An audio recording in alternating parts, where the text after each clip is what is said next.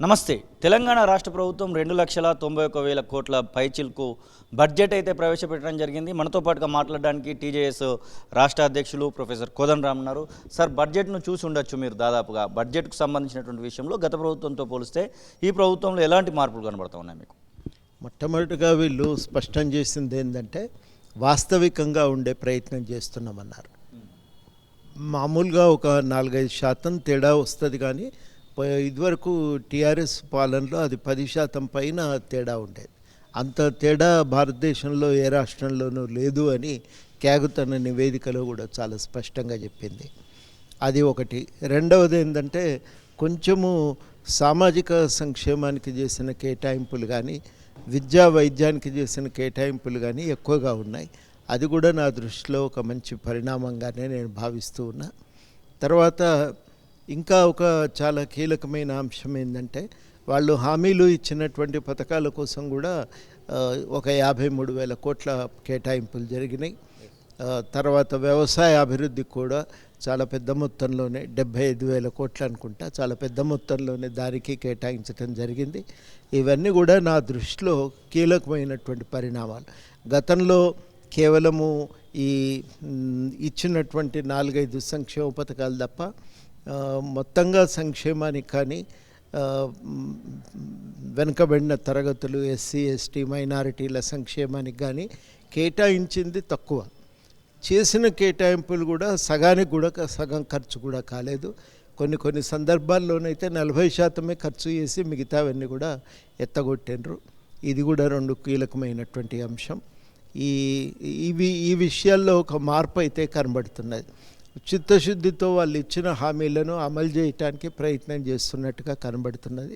విద్యారంగానికి కేటాయింపులు, ప్రత్యేకించి యూనివర్సిటీల మౌలిక సదుపాయాల పరిపుష్టత చేకూర్చే ప్రయత్నం, కొత్త స్కూల్ బిల్డింగ్ల నిర్మాణం, ఇవన్నీ కూడా కొన్ని మంచి పరిణామాలుగానైతే మనం చూడవచ్చు. జిహెచ్ఎంసీకి 10,000 కోట్ల రూపాయలను కేటాయించడాన్ని ఎట్లా చూస్తారు? జిహెచ్ఎంసీకి అవసరం ఉందంటారా 10,000 కోట్ల రూపాయలు రాష్ట్ర బడ్జెట్ నుండి? అంటే కేటాయింపులు అంటే వాళ్ళు కేవలము ఏదో ఒకదానికే కాదు, ఇది వాళ్ళు కేటాయింపులు దేనికి చేసిండ్రంటే జిహెచ్ఎంసీకే కొంత నిధి 3,000 కోట్లు 3,500 జిహెచ్ఎంసీకే ఇస్తున్నారు. ఎందుకంటే జిహెచ్ఎంసీ ప్రాంతంలో కూడా మౌలిక సదుపాయాలు దెబ్బతిన్నాయి. రెండవది చాలా ముఖ్యమైన విషయం ఏంటంటే జిహెచ్ఎంసీతో పాటు వాళ్ళు నిర్లక్ష్యమైనటువంటి అంశాలు, ఇక్కడ చెరువుల పునరుద్ధరణ ఆ కార్యక్రమానికి కానీ, మూసి సుందరీకరణ కార్యక్రమాని కోసం కానీ, దీనికోసం కూడా కొంత నిధులు, బాగా చెడిపోయిన రోడ్లను పునరుద్ధరించేటువంటి లక్ష్యంతో దానికి కూడా కొంత కేటాయింపులు జరిగినాయి. ఇవన్నింటి మీద మొత్తం మీదనైతే డబ్బు కేటాయింపులు జరుగుతూ ఉన్నాయి. ఈ డబ్బు కేటాయింపులు మరి మనం ఇవాళ ప్రధానంగా ఈ నగరంలోని రకరకాల అభివృద్ధి కోసం వచ్చినటువంటి కేటాయింపులే.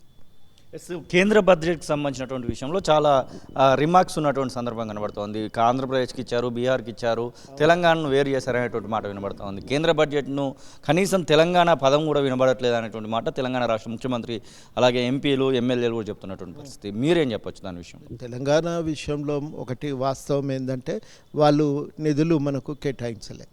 ప్రత్యేకంగా ప్రాజెక్టుల కోసం కానీ, హైదరాబాద్ వికాసం కోసం కానీ, లేకపోతే గతంలో ఇచ్చిన రోడ్లే తప్ప కానీ కొత్తగా రోడ్ల అభివృద్ధి కోసం కానీ వాళ్ళు ఇచ్చినటువంటి ప్రత్యేక నిధులు లేవు.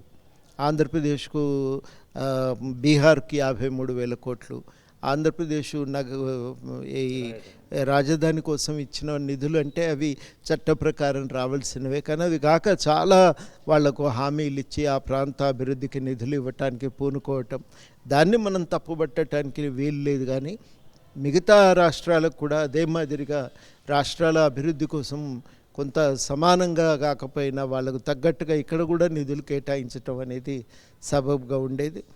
గతంలో కేసీఆర్ కానీ ఇప్పుడు రేవంత్ రెడ్డి గారు కానీ సూటిగా చెప్పింది ఏంటంటే మేము అందించిన దానికంటే తీసుకుంటున్నది చాలా తక్కువ, ఈ వివక్షను మేము తీవ్రంగా తప్పుపడుతున్నామనే మాట. దీన్ని మనం అర్థం చేసుకోవాలి. ఈ వివక్షను రూపుమాపటానికి ప్రయత్నాలు జరగాలని మనం కోరుకోవాలి. ఎస్, విద్యా కమిషన్కి సంబంధించినటువంటి మీటింగ్లో మీరు కూడా పాల్గొన్నారు. మేధావులు ప్రొఫెసర్ ఆరగోపాల్, ఆకునూరు మురళి, మీరు చాలామంది కూడా అందులో పాల్గొనడం జరిగింది. ఈ కమిషన్ విషయంలో ప్రభుత్వం ముందడుగు వేస్తుందనేటువంటి వార్తలు కూడా వస్తున్నాయి. ఎంతవరకు మేలు చేకూరుస్తుందంటారు తెలంగాణ విద్యార్థులకు? కమిషన్ అనేది ఒక చిన్న భాగం. మేము మొత్తంగానే విద్యను సమగ్రంగా చూడాలి అని చెప్పినాం. కేవలము ప్రాథమిక విద్య ముఖ్యము, లేకపోతే హై స్కూలే ముఖ్యము అని గతంలో ముక్కలుగా నరికి విడివిడిగా చూసిండ్రు. అట్లా చూడకండి, సమగ్రంగా చూడండి అనేది. రెండవది మేము అన్నది ఏంటంటే పబ్లిక్ విద్యా సంస్థలు బలపడాలి, గవర్నమెంట్ విద్యా సంస్థలు బలపడాలి. అవి బలపడకుండా పేద విద్యార్థులకు, ఎస్సీ ఎస్టీ బీసీ మైనారిటీలకు విద్య అందదు. అది మనం ప్రధానంగా దృష్టిలో పెట్టుకోవాలి. 3 విద్యను బలోపేతం చేయటానికి టీచర్లు కావాలి, మౌలిక సదుపాయాలు కావాలి అనే మాటను కూడా నొక్కి చెప్పినాం. ఒక క్లాస్ రూము స్కూలు ఎట్లా ఉండాలనేది కూడా కొన్ని సూచనలు అందజేయటం జరిగింది. ప్రత్యేకించి ఈ అన్ని సమగ్రంగా ఈ అభివృద్ధి చేయటానికి ఇప్పుడు ఉన్న ఆధునిక పరిజ్ఞానాన్ని కూడా మనం వాడుకోవాలని ఇవన్నీ కూడా సూచనలు చేయటం జరిగింది. కేసీఆర్ మొత్తానికైతే అసెంబ్లీకి వచ్చిండు. ప్రతిపక్ష నేతగా ఎన్నికైన తర్వాత రెండోసారి బడ్జెట్ జరుగుతున్నటువంటి సందర్భంలో అసెంబ్లీకి అయితే వచ్చింది. అసెంబ్లీకి రావడాన్ని ఎట్లా చూస్తారు? ఇంకా అసెంబ్లీ వేదికగా పలు రకాలైనటువంటి కామెంట్స్ కూడా చేయడం జరిగింది, డోల్లా బడ్జెట్ ఇట్లాంటివి. రావటం ఆయన బాధ్యత, దాన్ని కామెంట్ చేసేదే ఉంది. రాకపోతే పైసలు కూడా ఇయ్యరు, ఆయన జీతం కూడా ఇయ్యరు. అది కూడా మనం అర్థం చేసుకోవాలి. కాబట్టి అందులో అదేదో కొత్త విషయం, గొప్ప విషయం అని నేనేం అనుకోవటం లేదు. వచ్చినోడు ఆయనతో కూర్చుంటే అయిపోయాయి కదా, ముళ్ళ మీద కూర్చున్నట్టు కాసేపు కూర్చొని లేసే వెళ్ళిపోయాయి. అది జరిగింది. ఇంతకు మించి దాంట్లో చెప్పటానికి ఏముంది? రావాల్సి ఉండే వచ్చిండు, రాకపోతే ఇక అది ఆయన దగ్గర ఒకటి ఏంటంటే ప్రతిదాన్ని ఒక వార్తగా చేసుకునే ప్రయత్నం చేస్తాడు. ఆయన రావటమే ఒక వార్త కావాలి, రావటం వార్త కావటానికి వీల్లేదు, రాకపోవటం వార్త కావాలి. ఛత్తీస్గఢ్కి సంబంధించినటువంటి విషయంలో మావోయిస్ట్ ఎన్కౌంటర్లు తరచుగా కనబడతా ఉన్నాయి. మీరు గతంలో పౌర హక్కులకు సంబంధించినటువంటి నేతగా, తర్వాత చాలా ఉద్యమాలలో పాల్గొన్నటువంటి నేతగా, అక్కడ జరుగుతున్నటువంటి వాటిని ఎట్లా చూస్తారు? ఇక్కడ ఉన్నటువంటి మానవ హక్కులు, పౌర హక్కులకు సంబంధించినటువంటి వాళ్ళు మాత్రం ఇవి కావాలని చేస్తున్నటువంటి హత్యలు ఒక వర్గాన్ని, ఒక సామాజిక వర్గాన్ని లేకుండా చేసేటువంటి ప్రయత్నం చేస్తున్నారని చెప్పేసి విమర్శిస్తున్నారు. ఏవైనా కానీ చంపితే సమాజం మారుతుంది అనుకుంటే పొరపాటు.